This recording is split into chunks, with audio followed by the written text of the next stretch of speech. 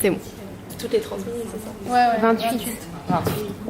Alors, donc encore une fois, je remercie Yael pour l'organisation de ce cours et que ça lui apporte beaucoup de brachot. Amen. Et si Dieu veut, on peut te souhaiter l'Aliyah dans... Amen. Amen. On t'attend ici de pied ferme. Alors, on vit donc des temps un peu particuliers. C'est fou de se dire qu'on est 1 an après et que voilà, on vit encore des choses qui sont très très spéciales. Et en fait, ce que vit le Ham Israël, c'est aussi ce qu'on peut vivre de manière parfois individuelle, c'est-à-dire la confrontation à des épreuves. Et quand on est confronté à une épreuve, que ce soit à titre individuel ou à titre collectif, eh bien, il y a toujours la bonne copine qui vient et qui te dit « Tu sais ma chérie, il faut de l'aïmouna. Dans la vie, il faut de l'aïmouna. » Ou la grand-mère qui te dit dans la vie, il faut de l'aïmouna. Sans aïmouna, tu peux pas. Et moi, j'aimerais bien qu'on creuse un petit peu, c'est quoi cette idée de avoir de l'aïmouna. C'est quoi l'idée d'avoir de l'aïmouna? Ouais, ça vous dit comme sujet? Parce qu'on le dit, mais c'est un peu comme, on dit en hébreu un sisma, c'est un peu comme un slogan. Mais finalement, tu te dis, mais d'accord, mais en fait, je me raccroche à quoi? C'est quoi avoir de la émouna? Alors, déjà, vous savez, le mot émouna, donc le mot foi, d'accord? Il faut avoir la foi. Le mot émouna vient de quoi? De quel mot? Amen. Amen.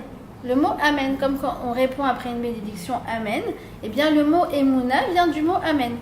Maintenant, je vous pose la question. D'où vient le mot amen? Amen.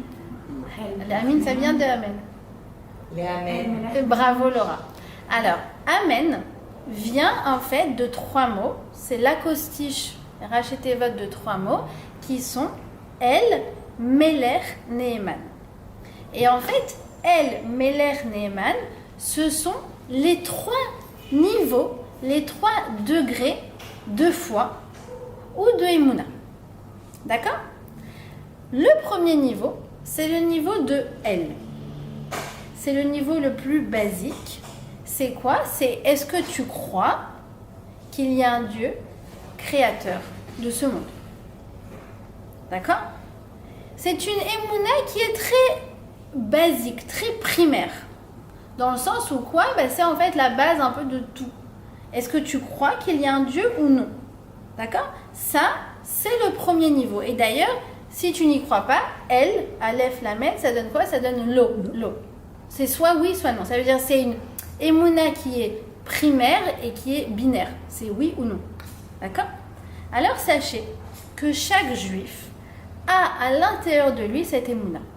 Ça veut dire qu'il peut être le plus assimilé, le plus éloigné, le plus pas du tout pratiquant, que à l'intérieur de lui, eh bien, il a la fervente croyance que Dieu est le créateur du monde. D'accord? Ça, c'est un point qu'on a en héritage. Maintenant, il peut faire toutes les bêtises du monde, mais si tu viens et tu lui dis vas-y, crache sur le Sefer Torah, il va te dire je suis pas capable. Mais je comprends pas, pourtant tu es marié avec non juif, pourtant tu fais pas du tout Shabbat, tu manges pas du tout cachet. Mais ça, je peux pas. Pourquoi? Parce qu'à l'intérieur de lui, il a la ferme conviction qu'il y a un Dieu créateur et qui gère le monde. D'accord? Donc ça, si vous voulez, c'est le premier niveau. C'est le niveau le plus basique. Et c'est un niveau qui n'est pas engageant. D'accord? Ça veut dire qu'on peut croire et c'est tout. On a un deuxième niveau qui est un niveau là qui est plus engageant. Qui est la notion de Meler. Ça veut dire roi. Si Dieu est non seulement le créateur de ce monde, mais le souverain de ce monde, alors moi, je suis assujetti à sa parole. Je dois m'y soumettre. Donc là, il s'agit d'une émouna qui est une émouna engageante. Ou si Dieu a donné des injonctions, eh bien, je me dois de respecter ces injonctions. D'accord. Il démonte la souka, c'est ça le bruit. N'ayez pas peur. Moi aussi, j'ai cru que c'était un oiseau. Pas de panique. D'accord? Donc ça, si vous voulez, c'est le deuxième niveau. Et sur ça, eh bien, certains ont le niveau de cette émouna-là, et d'autres sont très très loin de ce niveau-là. D'accord? Ça veut dire qu'il y a des gens qui ont pris sur eux ce qu'on appelle tout simplement la pratique des mitzvot, et, j'ai envie de dire, l'écrasante majorité des juifs qui ignorent encore que, eh bien, on doit se soumettre aux mitzvot. On va expliquer pourquoi. D'accord? Le troisième niveau, c'est le niveau de Ne'eman. Ne'eman, c'est quoi? Digne de confiance. Alors là, c'est un niveau ou quoi? C'est un niveau, en fait, quand on est face à l'épreuve. Ça n'a rien à voir avec la croyance. Ça n'a rien à voir avec la pratique. Là, c'est quand on est confronté à une épreuve et on ne comprend pas du tout la logique. On ne comprend pas pourquoi, si Dieu est le créateur du monde et il est le roi de ce monde, alors pourquoi il laisse faire une telle chose? D'accord? Et c'est toutes les fois où on est confronté à une injustice, à une souffrance. Ça peut être nous directement ou ça peut être en ligne indirecte. D'accord? Alors, c'est ça aujourd'hui ce que j'aimerais un petit peu creuser avec vous.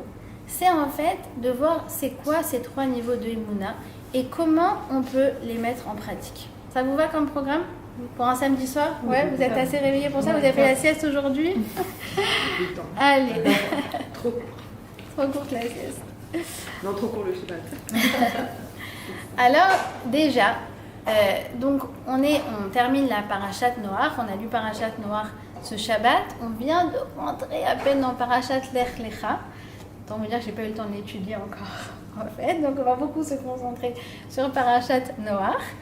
Et, eh bien, on nous dit, dans cette Parasha, quelque chose qui est un peu d'actualité, que la terre s'est corrompue devant Dieu, mais surtout, c'est écrit que la terre était remplie de Hamas. D'accord? Hamas, qui veut dire en hébreu des méfaits. D'accord? L'iniquité, la méchanceté. Et regardez ce que dit le Or HaChaim sur le mot Hamas. Il dit Pirouche, Hamas, ou kolelet harasha bo gazal, bo giloy arayot, bo shfichut damin, bo avodah zara. Alors, c'est quoi la définition de Hamas? Eh bien, c'est 4 choses. Premièrement, c'est le vol, c'est le viol, c'est le meurtre et c'est la avodah zara. Vous voyez comment c'est d'actualité. Ça veut dire que le Or HaChaim, il y a 200 ans, il nous dit que Hamas égale vol, viol, meurtre et idolâtrie. Alors, comme je vous ai dit, c'est très très d'actualité. Pourquoi? Parce qu'effectivement, quand juste on ouvre la une des journaux, on voit que Hamas égale vol, viol et meurtre. Par contre, ce qui est un peu étonnant de prime abord, c'est que vous savez que les musulmans ne sont pas réputés, en tout cas dans la halakha, pour être des idolâtres. Oui, sauf que quoi? C'est que quand tu fais ça, le vol, le viol et le meurtre, au nom de celui que tu affirmes être Dieu, alors c'est un Dieu que tu as inventé de toutes pièces. Donc oui, c'est l'idolâtrie. Vous voyez à quel point la définition qui pourtant a 200 ans, elle est très très précise. Et d'ailleurs, même eux, vous savez, donc le Hamas a déclenché quoi? Dans la paracha, a déclenché le Maboul. Et comment le Hamas, l'opération du 7 octobre, comment ils l'ont appelé? Maboul al-Aqsa. Le Hamas a déclenché le Maboul. D'accord? Mais il y a aussi quelque chose de très rassurant dans cette paracha. Puisque Dieu dit qu'il promet d'effacer le Hamas de la terre. D'accord? On y est presque. Dommage qu'il n'y a pas écrit aussi Hezbollah. Donc, on va parler de 3 hommes, de Adam, de Noach et de Abraham. Et on va parler de ces 3 niveaux de Emouna, Aleph, El, Meler, Ne'eman. D'accord? Alors, la première chose, c'est que Adam, le premier homme, puisqu'on n'a pas fait aussi la paracha de Bereshit, en fait on est un peu à la croisée entre 3 parachas ce soir, eh bien Adam, lui, il a failli dans l'épreuve qui est liée à la notion de Meler. Pourquoi? Parce qu'il avait un ordre d'Hachem qu'il a transgressé. D'accord? Donc là, c'est le deuxième niveau de Emouna. Et lorsque on lit ça, eh bien, on peut se demander, attends, si je comprends la faute de Adam, pourquoi il ne s'est pas soumis à Hachem alors qu'il a entendu sa voix, eh bien, peut-être je peux comprendre pourquoi certains juifs, j'ai envie de dire une grande partie, c'est peut-être la majorité du peuple juif, eh bien, pourtant qui est soumis aux mitzvot, ne respecte pas les mitzvot. D'accord? Alors, la réponse que je vais lui donner, c'est une réponse qui est une réponse générale. C'est pas du cas par cas. N'allez pas voir à chaque fois quelqu'un dire « Ah, c'est à cause de ça, c'est à cause de ça. » Non. Ce que je vous dis, c'est pourquoi de manière globale, eh bien, la grande majorité du peuple juif qui devrait être soumis aux mitzvot, finalement, les respecte souvent à la cool ou à la tunisienne, hein, d'accord? Un peu comme la famille où j'ai grandi, donc il y avait Shabbat, on ne prend pas la voiture, on ne paye pas, mais bon, le reste, on ne faisait pas non plus le feu, d'accord? Bon, peut-être certaines connaissent. En tout cas, c'était ce qu'on appelle typiquement la famille qui douche télé, d'accord? Qui douche Tarak. Pour celles qui ont connu, je suis un peu vieille. Pourquoi c'est comme ça? Pourtant, on se considérait comme des bons juifs. Honnêtement, ça veut dire on pensait qu'on était au top, quoi. Comment ça se fait? Eh bien, la réponse se trouve dans la manière dont le serpent a eu Adam. Alors, d'abord, j'aimerais vous poser une question. Avant ça, je vais faire un test, d'accord? Un sondage. Quel est, dans la paracha de Bereshit, le premier ordre que Dieu donne à Adam? C'est multiplié. Alors, c'est une bracha. C'est pas un ordre. Tu veux dire que c'est pas un ordre. La manière dont c'est écrit, il n'y a pas le mot mitzvah. D'accord. D'accord? C'est un commandement. C'est un commandement, mais il y a marqué Vaïvarech Otam, ouvrou. Il va les bénir de se multiplier. Voilà. Mais là, voilà, je vais le dire autrement. La première fois que le mot mitzvah, d'accord, Vayatsav, il a ordonné. La première fois que le mot Vayatsav, ordonné, apparaît dans la Torah, c'est pour dire quoi? De ne pas manger du fruit de l'arbre de la connaissance. Ouais, vous êtes toutes d'accord? De manger. Ah, Déborah, elle est très forte. Elle a compris qu'il y avait un piège. Alors, faites comme Déborah, ouvrez votre chumash et vous verrez effectivement que la première fois que le mot Vayatsav, donc Dieu a ordonné, Vayatsav Hashem Elohim al Adam les morts, Mikol Etz Hagan Achol Tochal. Je t'ordonne de manger tous les fruits du Gan Eden.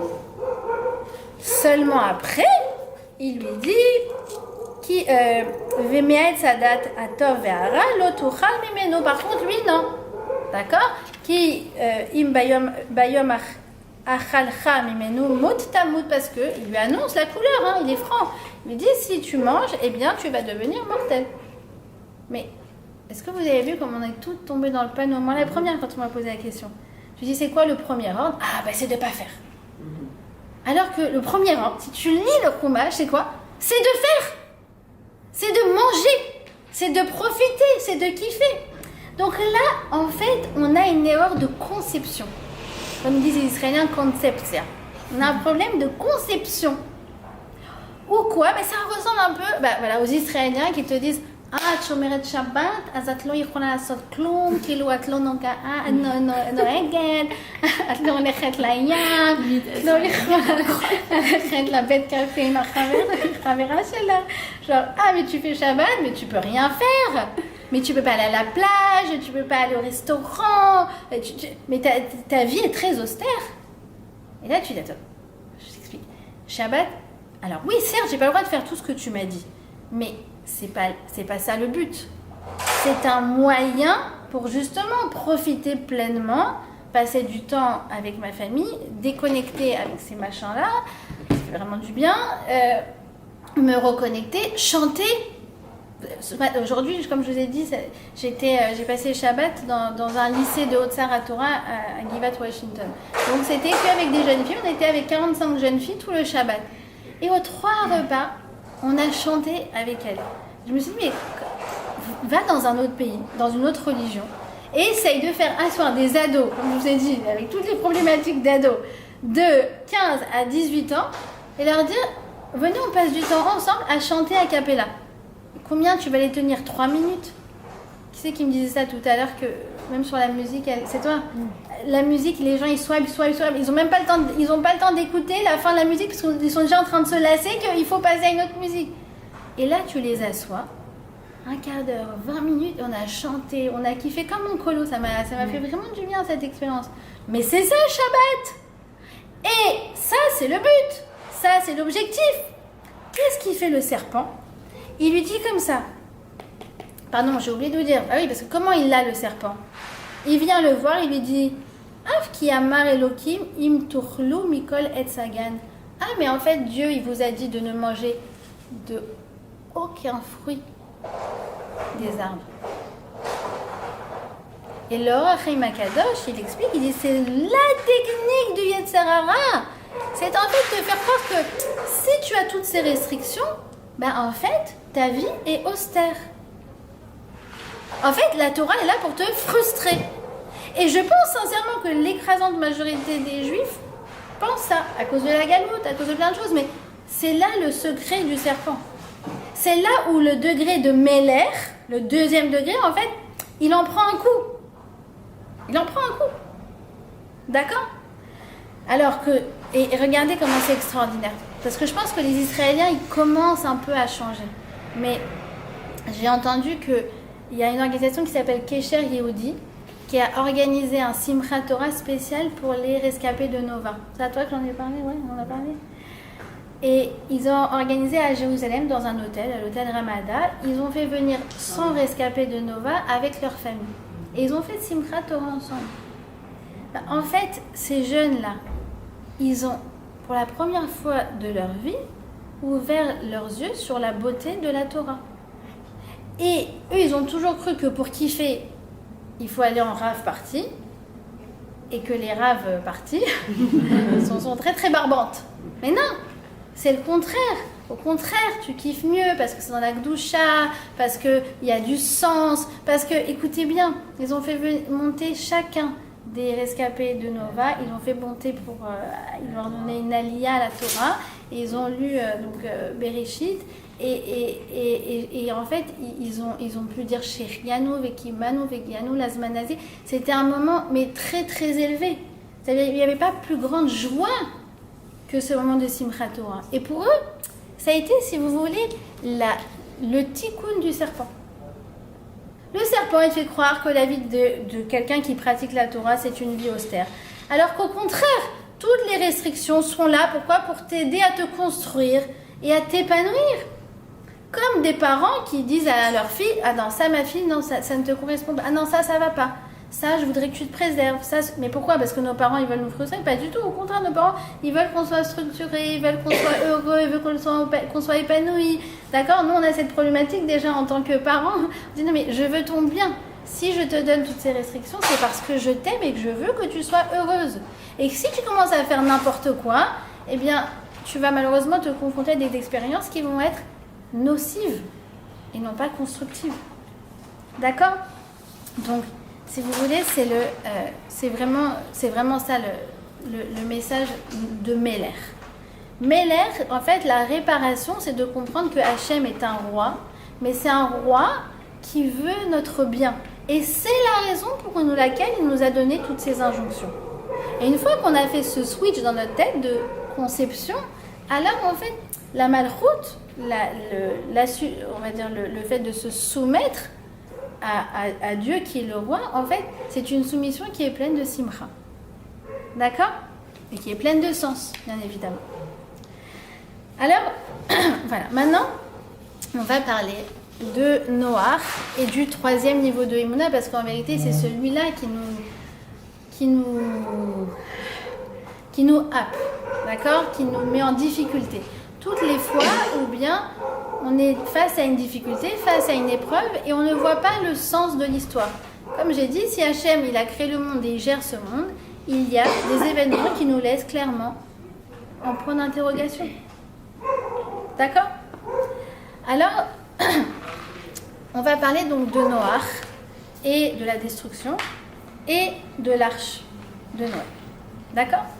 Donc, vous connaissez l'histoire, je ne vous la refais pas, vous l'avez déjà entendu en colo. Ouais? Vous l'avez déjà entendu d'ailleurs à chaque fois que vous écoutez un cours sur Parashat Noach. C'est quoi la chanson en colo? Quand le bateau fut prêt à surmonter.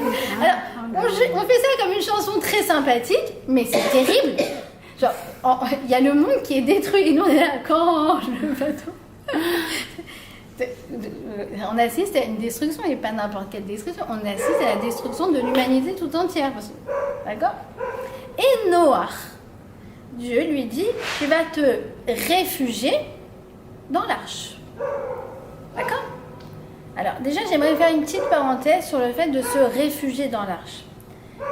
Quand Noach assiste à cette destruction et que Dieu lui demande de se réfugier dans l'arche, d'accord? Bonsoir. Il n'y a pas qu'un côté technique. Ah bah oui, il y a le déluge, donc du coup, il faut que tu ailles dans l'arche. Il y a aussi une symbolique qui est très très actuelle pour nous. Que quand il y a le déluge, quand il y a des destructions, quand il y a des mauvaises nouvelles, on a besoin, nous, à certains moments, de rentrer dans une arche. D'accord? Rentrer dans une arche, pourquoi? Pour nous ressourcer.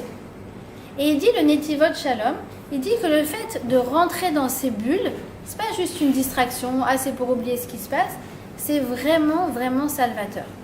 Et il en cite quelques-unes. Quelles peuvent être notre arche de Noé en ce moment, d'accord, dans ce moment de guerre, où il y a Baruch Hashem, beaucoup de victoires, mais il y a sur le passage énormément de pertes. Et comme vous avez vu la semaine dernière, c'était très très difficile. Pourquoi? Parce que ça a été surtout des pères de famille. Comme dans le Nord, ils envoient ce qu'on appelle des sadirs, ceux qui sont plutôt militaires de carrière. En espace de 3 jours, on a eu plus de 50 orphelins. Donc, on a besoin de notre arche de Noé. Alors, il en cite quelques-unes. Il dit déjà le Shabbat. Et c'est vrai que, excuse-moi pour toi qui travaille dans les news, mais 25 heures sans I-24, ça fait du bien.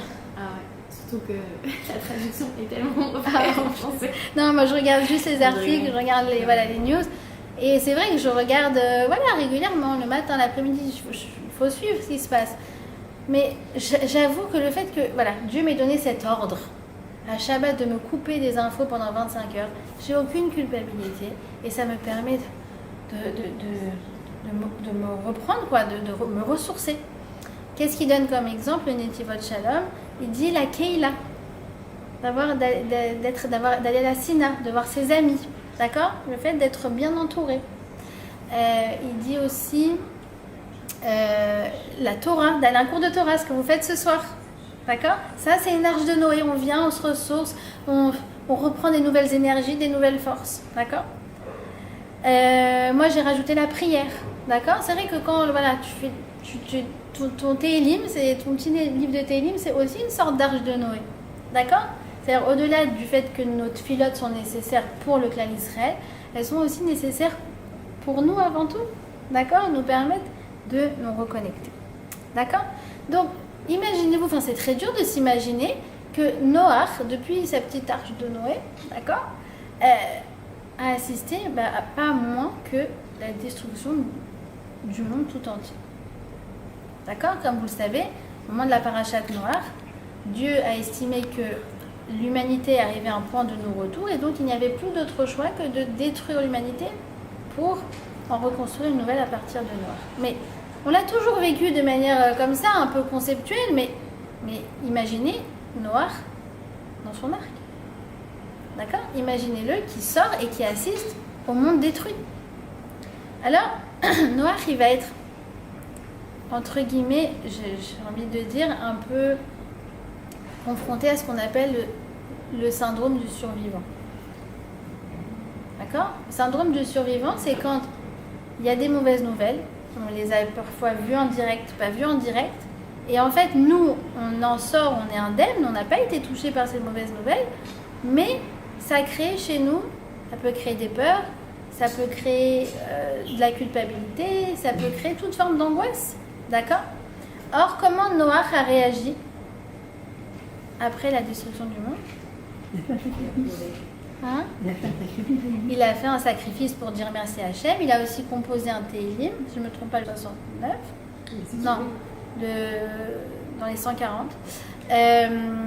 Et voilà, comme elle dit Sarah, eh bien, il va en fait planter une vigne. Mais pourquoi Noach tu plantes une vigne? Ok, il faut replanter. D'accord? On sait ce que c'est, nous aussi, la destruction. Quand il y a des terres qui ont été brûlées ou qui ont été détruites, qu'est-ce qu'on fait? On replante. D'accord? Mais tu pouvais choisir plein de choses à replanter. Pourquoi tu choisis précisément la vigne? Eh bien, nos sages nous disent parce qu'il a ressenti le besoin de s'enivrer. S'enivrer, c'est quoi? C'est se couper de la réalité. Donc en fait, Noach, il est face à une réalité avec laquelle il a du mal à se confronter. Et le fait qu'il plante la vigne, ça symbolise qu'il préfère fuir cette réalité plutôt que de s'y confronter. D'accord? Donc on voit que dans le 3e degré de Emouna, Neheman, face à l'épreuve, eh bien le chaos du monde l'a mis chaos. D'accord? Ou le Maboul l'a rendu Maboul. D'accord? Mais, entre guillemets, Noach, face à cette épreuve, n'a pas réussi, si vous voulez, à tenir le coup par rapport à cette difficulté, à cette souffrance dont il a été témoin. D'accord? Maintenant, on va avoir, à la fin de la paracha, et du coup c'est la paracha de cette semaine, un personnage qui apparaît, qui s'appelle Abraham. Et Abraham, eh bien, sa vie ne va pas être toute rose. Abraham va également subir des traumatismes, des épreuves, des souffrances, parfois de manière directe, parfois de manière indirecte. Nos sages nous disent qu'il a eu 10 grosses épreuves. Et je vous les cite. La première, c'est quoi? D'abord, il a été isolé dans une grotte pendant 13 ans. Ensuite, il a été en prison pendant 10 ans. Moi, il l'a envoyé en prison. Ensuite, alors qu'il était au top, il commençait à bien faire son travail, etc., en Kasdim, hop, Dieu l'a envoyé, à Canaan, parce qu'il était, pas en Kasdim, à Haran, merci. Alors qu'il était au top à Haran, Dieu lui dit, tu quittes tout. Mais quoi, je quitte tout? Oui, tu quittes ta famille, tu quittes tes amis, tu quittes ta patrie, tu quittes tout. D'accord? Donc la troisième épreuve, c'est qu'il a dû tout quitter. Comme ils disent nos grands-parents, une main devant, une main derrière. Vous êtes tunisienne aussi? Voilà. Excusez-moi. Parce que si les Algériens disent aussi ça. Alors, ensuite, il a suivi l'ordre d'Hachem, d'accord? Pour finalement trouver quoi en Israël? La famine. La famine. C'est-à-dire, il arrive, il va au Super Sale, il n'y a rien. Il va au Méga, il n'y a rien. Carrefour n'existait pas à l'époque. Il n'y a rien, il n'a rien à manger. Jusqu'à ce qu'en fait, ils se disent, mais si je reste là, excusez-moi l'expression, je vais crever de faim. Et donc, il a dû descendre en Égypte. D'accord? Cinquièmement, quand il arrive en Égypte, sa femme se fait kidnapper. Ensuite, il fait la guerre. Il fait la guerre pour libérer son neveu. Ensuite, écoutez bien, la 7e épreuve, c'est quoi? Les mauvaises nouvelles.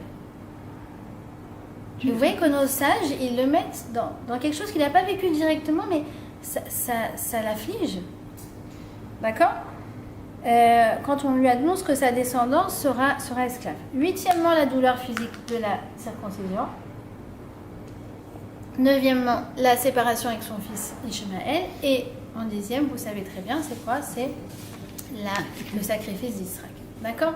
Et certains rajoutent aussi bon, bref, en tout cas, il y a plusieurs hiérarchies, il y a plusieurs versions des 10 épreuves d'Abraham, mais en gros, vous voyez qu'il n'y a pas une vie facile. Et pourtant, Abraham, à chacune de ces épreuves, au lieu de se laisser abattre, il est devenu plus fort. Nos sages nous disent que chacune de ces 10 épreuves avait en fait pour but de développer le potentiel de Abraham jusqu'à ce qu'à la fin, il explose, il exprime tout son potentiel. D'accord? Alors tu dis, attends, je comprends pas.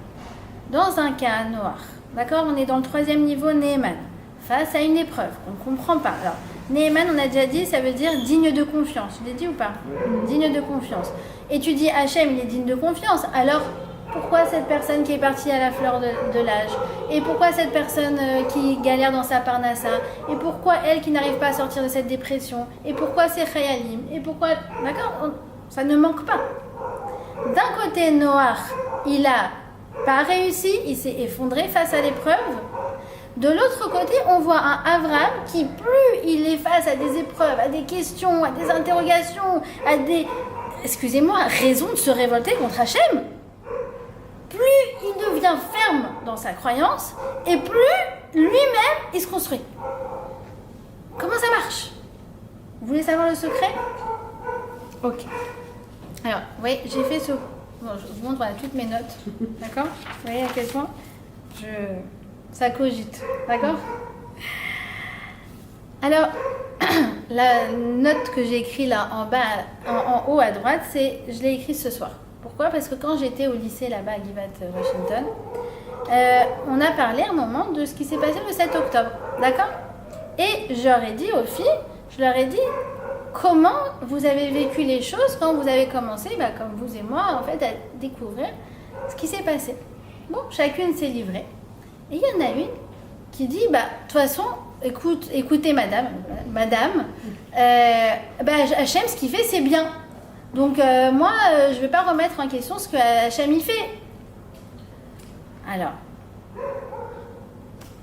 là, comment vous expliquer? On a un grand problème au niveau de la conception, justement.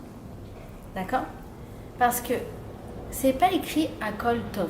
Ça, c'est les Israéliens qui disent Akol Tov Achi, Sambamba, Akol Tov. Il y a écrit quoi? Il y a écrit Hakol Letova. C'est-à-dire que quoi? C'est quoi que Hachem il est Néhéman? C'est que sache que chaque épreuve, chaque étape que tu ne comprends pas, eh bien, fait partie d'un processus qui te dépasse et qui va vers le bien.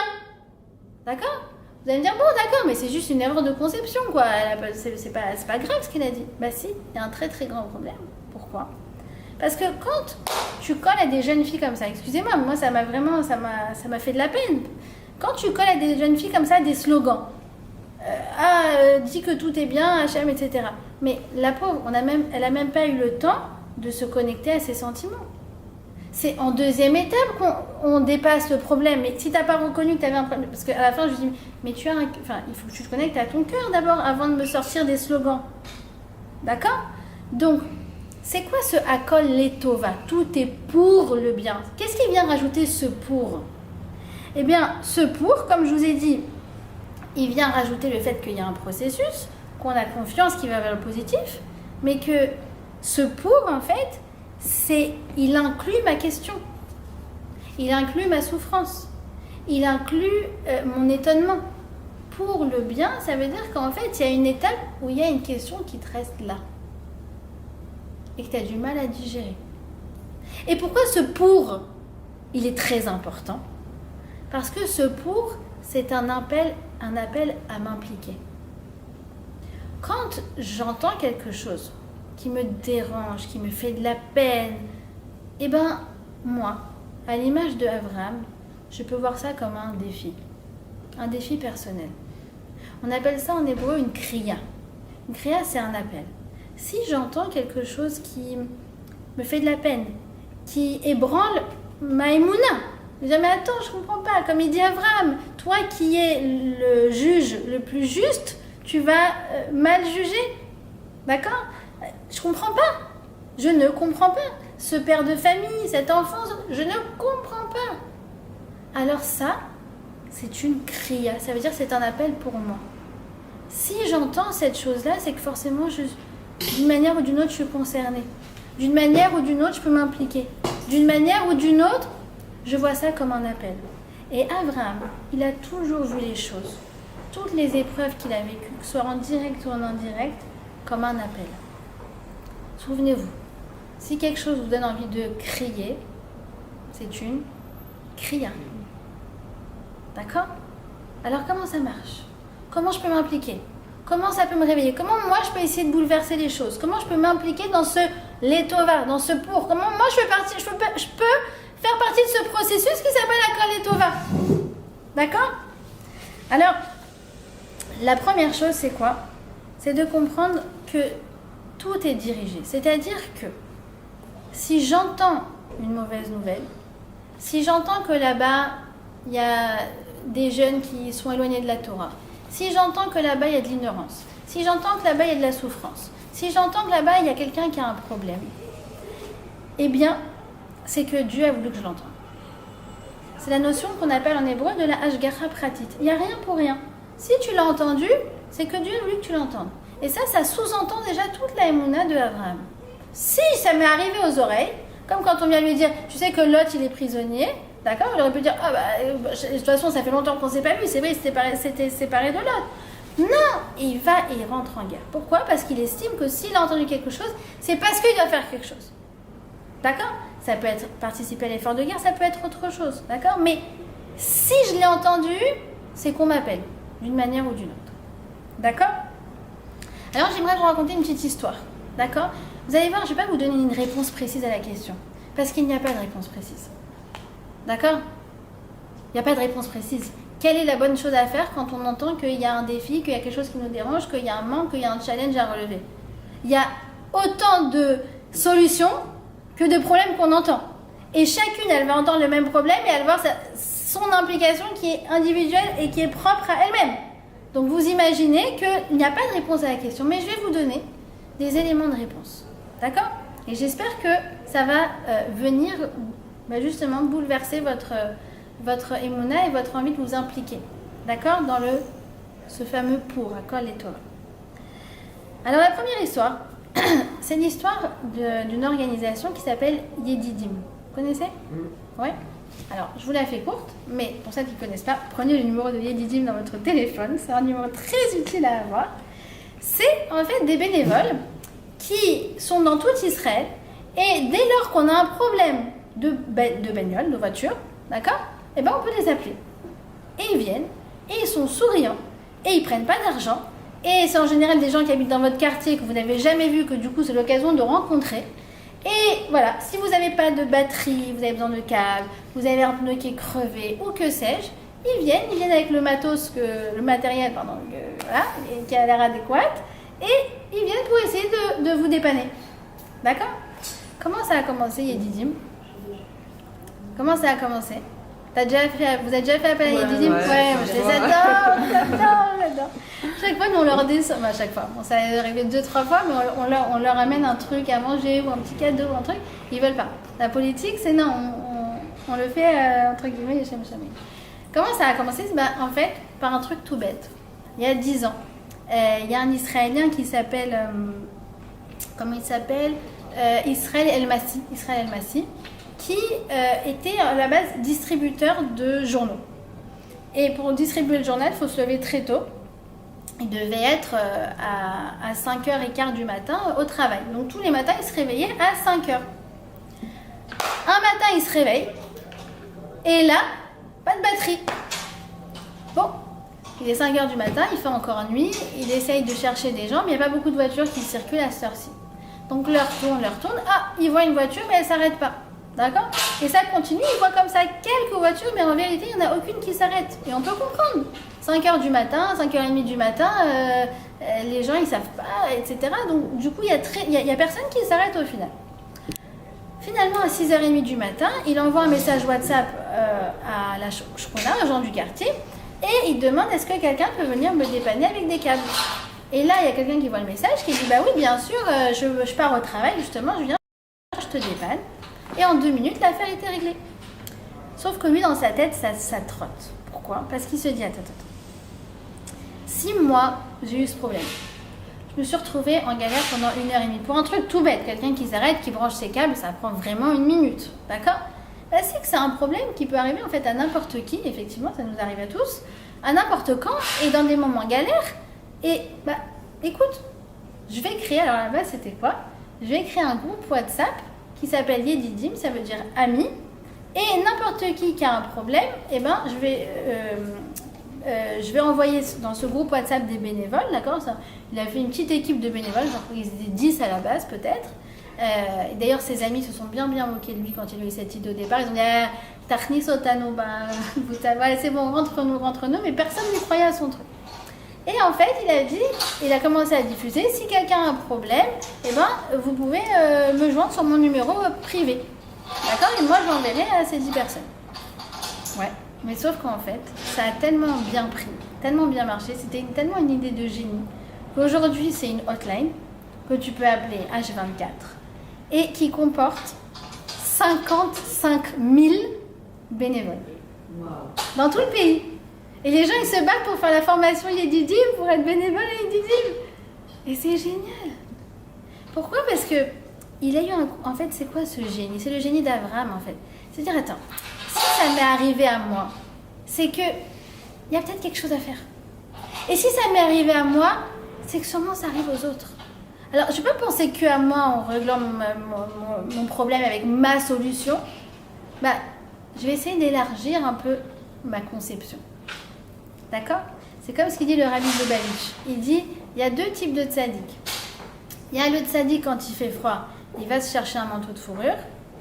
Et le deuxième, il allume le feu pour tout le monde. C'est un état d'esprit, c'est un mindset. D'accord? De sortir de mon petit truc. Ça m'est arrivé, ouais, ça m'est arrivé, c'était le hasard. Il n'y a pas de hasard. Si ça t'est arrivé, c'est une kriya, c'est un appel. D'accord? Et nous, vous avez compris que mon mari et moi, on est très kriya. D'accord? Dans notre vie. Les gens ils disent, ouais, vous arrêtez jamais. Non, c'est pas qu'on s'arrête jamais, c'est qu'à chaque fois, on voit. On est arrivé, on a fêté nos 15 ans d'Aliyah. Et quand on est arrivé à Tel Aviv, il n'y avait rien. C'est-à-dire, il n'y avait pas une scène, à peine quoi, il n'y avait pas une scène sympathique, il n'y avait pas des sophistes comme on connaissait en France ou aux États-Unis, parce qu'on a été aux États-Unis. Il n'y avait pas tout ça en fait, il n'y avait pas de limoud. Et mon mari, quand il est arrivé, il a dit, moi je veux mon limoud tous les matins.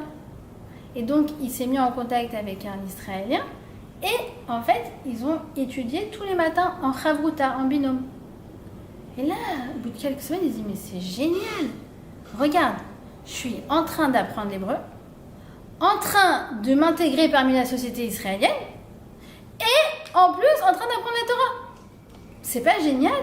Du coup, dès qu'il voyait quelqu'un, il fait, tu veux une chavruta? Mais genre, c'était une obsession, quoi. T'as une chavruta? Qu'est-ce que tu veux étudier? Tu veux tout. Il a tous les trucs, tous les styles, d'antinomie, tout ce que tu veux. Tu veux étudier quoi? Jusqu'à ce que les gens, des fois, ils changeaient de trottoir parce que Yaetan, il va nous proposer une chavruta encore. Je ne veux pas. Mais combien de gens il a appris qui sont venus un matin et ça fait 10 ans qu'ils étudient parce qu'ils n'ont pas changé de trottoir. Donc, voilà, c'est même le livre avec Vanessa Benzaken, ça veut dire, moi, c'était un truc, je me suis dit, mais c'est génial, c'est court, mais ça me change la vie, mais je ne vais pas garder ce contenu pour moi. Mais je ne suis pas écrivain à la base, vous avez compris, je vais juste commencer à prendre des notes pour partager au max. Et voilà, au Rajer, c'est devenu un best-seller. Donc, c'est pas pour vous raconter ma vie, mais c'est que moi, ce truc de Kriya, c'est quelque chose, je pense, qui doit nous habiter. D'accord? Et c'est ça le deuxième point que j'aimerais vous dire, c'est que, en vérité, quand on fait ça, quand on saisit ces défis, quand on saisit ces opportunités, la première personne qui en bénéficie, c'est qui? C'est nous-mêmes. Je vous raconte une petite histoire aussi. C'est une dame avec qui je parlais, qui elle aussi, avec son mari, a monté une synagogue à Tel Aviv, parce que oui, entre-temps, ça s'est multiplié comme des champignons, les communautés francophones, et Ken Yirbo, que ça se multiplie encore plus. Et cette dame, elle m'a dit, voilà, écoute, mon mari et moi, à la base, on était pépères, tranquilles, personne nous prenait la tête, on allait dans notre cinéma, au bas de chez nous, etc. Mais comme nous, elle a fait le constat que c'est dommage, il faut créer quelque chose plus chaleureux, avec de l'étude de la Torah, avec de l'entraide, la fameuse Keïla dont on parlait, cette arche de Noé, d'accord? Et elle me dit, c'est là que les galères ont commencé. Depuis, on dort pas, on se fait harceler, la synagogue d'en bas nous fait des problèmes, l'autre il veut que truc, l'autre il veut qu'on parte, l'autre il veut qu'on augmente le loyer. Elle dit, j'ai jamais autant galéré de ma vie. Mais là, elle me sort cette phrase incroyable, elle m'a dit, par contre, depuis, je ne me dispute plus avec mon mari. Avant, on se prenait la tête, on s'arrachait. Depuis, on se galère, mais on se dispute plus. Pourquoi? Parce qu'ils sont tellement en fait sur leur projet de faire devenir le truc, etc. que en fait, l'un avec l'autre, quoi, on va se rajouter ça en plus, non, ça va. Ça veut dire en vérité, quand je m'implique, quand je construis, pourquoi Hachem il m'envoie ça? Mais justement pour que je me construise. Parce qu'en vérité, il pourrait envoyer la solution sans moi. Mais si moi j'ai été, non seulement j'ai contribué à la solution, et moi, je me suis construite. C'est ce qu'il dit le Rav Pinkus, c'est ce qu'il explique sur Parashat Noach. D'abord, il explique que tout le motto, tout le slogan de Abraham, c'est de comprendre que, comme il dit le Baal Shem Tov, il dit comme ça, il dit, sache que tout ce que tu fais, tous les endroits où tu te rends, partout où tu vas, tous les projets que tu entreprends, toutes les conversations qui t'arrivent aux oreilles, tout ça a uniquement pour but de t'aider à t'élever et à te construire. Et à ramasser les parties de toi qui se sont perdues. Tu viens ramasser des étincelles de toi-même. D'accord? Et c'est ce qu'il dit, le Rav Pinkus, il dit, attends, pourquoi Dieu, il a demandé à Noach de fabriquer une arche? Il aurait pu lui dire, regarde, Dieu il peut tout faire. Il peut dire, voilà, il y a une arche qui tombe du ciel, tu vas aller dedans.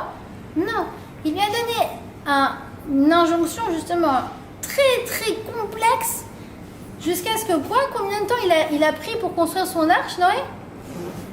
120 ans. Bon, alors ok, fais-lui faire en 2 mois le projet architecture, le projet menuiserie quand même, c'est 120 ans pour un projet de menuiserie, tu aurais pu lui épargner un petit peu. D'accord? Eh ben non. Pourquoi? Parce qu'en fait, c'est pas que Noach, c'était nécessaire qu'il construise une arche. C'était nécessaire que quand il construit l'arche, il se construit lui-même. Et que quand les gens ils viennent, ils disent, ah mais pourquoi tu fais une arche, Noach? Eh ben écoute, tu sais, il faut qu'on change, ça va pas du tout, les gens font des choses terribles, il faut vraiment qu'on s'améliore, parce que sinon, tu sais, il va y avoir un maboule. Non, je fais mon arche, il va y avoir un maboule. Mais tu peux pas t'impliquer un peu plus? Tu peux pas aller voir les gens et les exhorter à s'améliorer? Si tu sais que la source du problème, ça vient du fait qu'ils ne se comportent pas bien, pourquoi tu n'exhortes pas tes contemporains à s'améliorer? Et si tu vois que même ça marche pas, il te reste encore une chose à faire. C'est quoi? Quand on a tout essayé, on a essayé de parler à quelqu'un, qu'est-ce qu'il nous reste? À prier pour cette personne. Tu sais, c'est comme parfois, toujours dans les familles, il y a le cousin très éloigné, on sait que voilà, il est sur le point de s'assimiler, de se marier avec une non-juive, truc.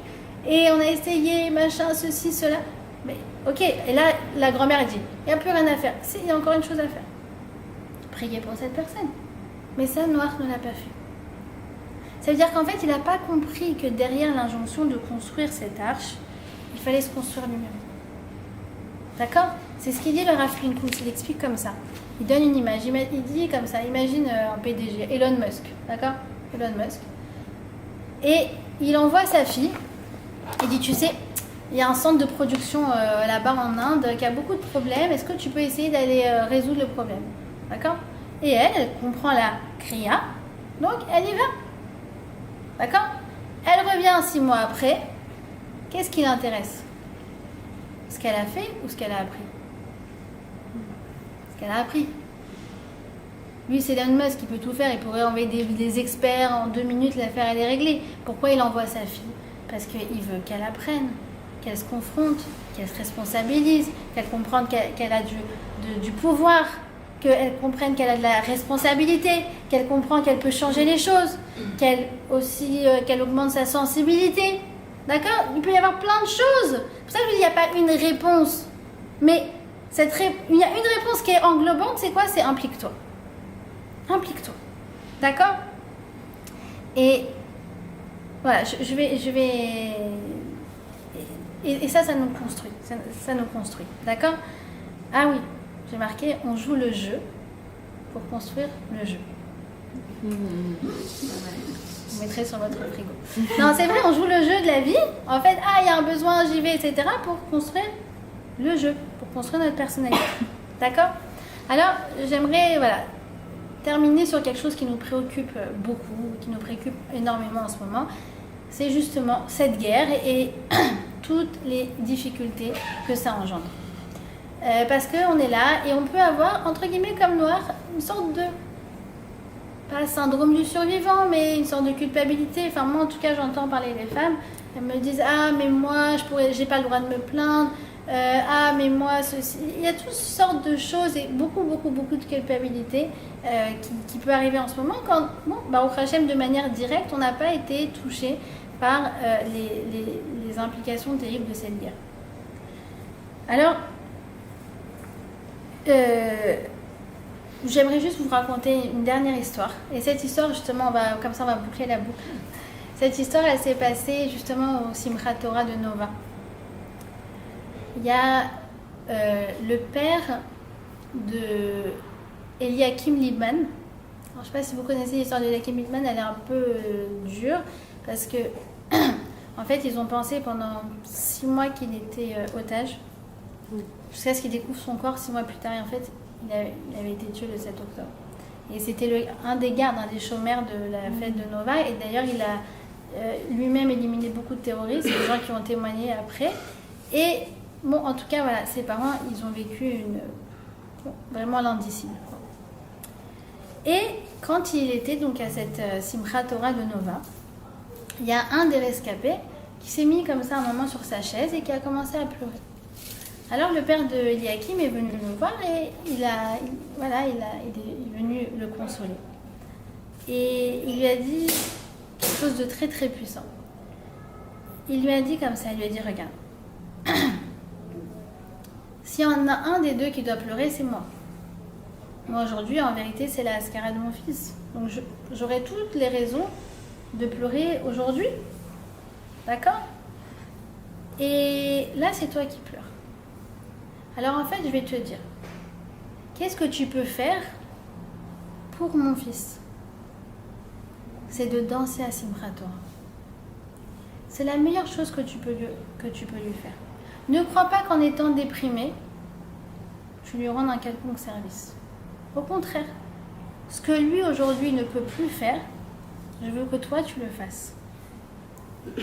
Et je pense que c'est aussi quelque chose qui nous responsabilise. Ça veut dire, on se dit, ces gens sont partis et la lumière qu'ils ont laissée, ils ne peuvent plus la produire, ils ne peuvent plus la continuer.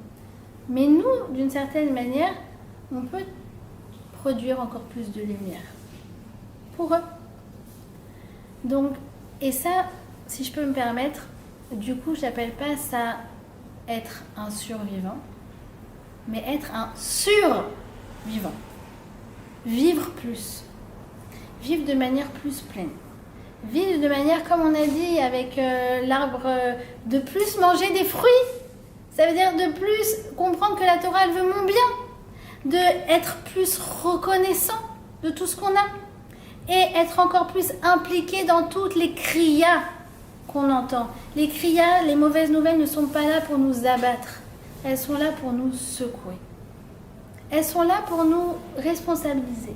Elles sont là pour nous dire, attends, est-ce que peut-être tu peux faire quelque chose? D'accord? Et je pense qu'une des réponses, en tout cas globale à tout ce mal-être qu'on peut vivre en ce moment, c'est se dire, je vais rajouter encore plus de lumière. D'ailleurs, c'est le message du Kaddish. Et de Kadal et de Kadash chez Meraba, vous voyez que quand on fait le Kaddish, on ne parle pas du tout du mort, on ne parle pas du tout de la mort. On parle que de quoi? De sanctifier le nom d'Hachem. Pourquoi? Parce que ce n'est pas une prière pour les morts, c'est une prière pour les vivants. Se dire, voilà, cette personne-là, maintenant, elle est partie. Alors moi, je vais rajouter encore plus. D'accord? Donc, je terminerai sur ça. C'est que on a dit que Hachem, il est Ne'eman. Ça veut dire que Ne'eman, il y a un processus.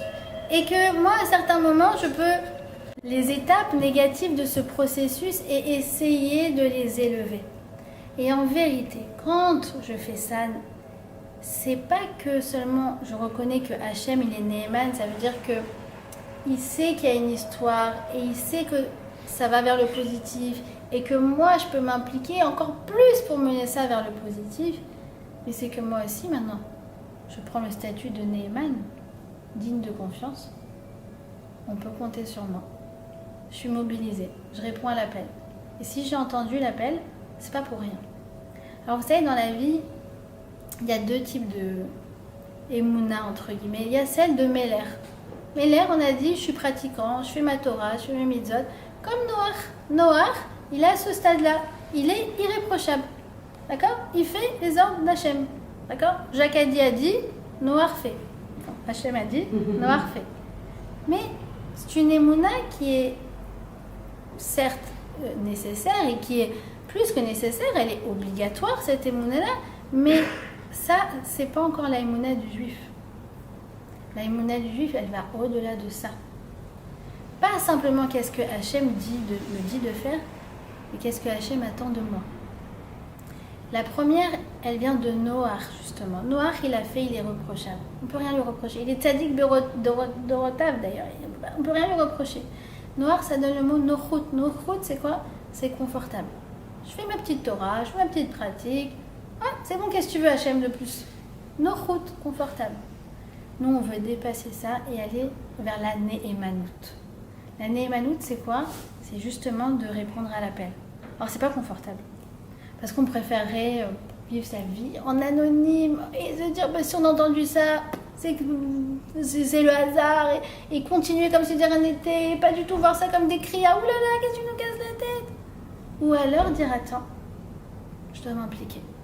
Et si je l'ai entendu, c'est pas pour rien. Et des fois, c'est des choses toutes bêtes, comme je vous ai dit. Vous n'avez pas besoin de vous transformer en Yedidim qui va monter 55 000 trucs, ou d'aller participer forcément à l'effort de guerre, ou que sais-je. Simplement, ça peut être une prière. Ou ça peut être tout simplement de vivre sa Torah, avec encore plus de simcha. D'accord?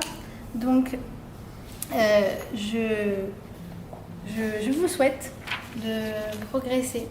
Et je me souhaite de progresser sur le chemin de la Ne'emanut, qui est le chemin qui a été tracé par notre patriarche, Abraham, et que Bezrat Hashem, avec tout ce que ça va engendrer chez nous, ça va nous permettre de nous construire, d'être encore plus heureux, encore plus épanouis, et que ça contribue bien sûr encore à améliorer le monde jusqu'à Bezrat Hashem, la Géoula, Bekarov, Mamash.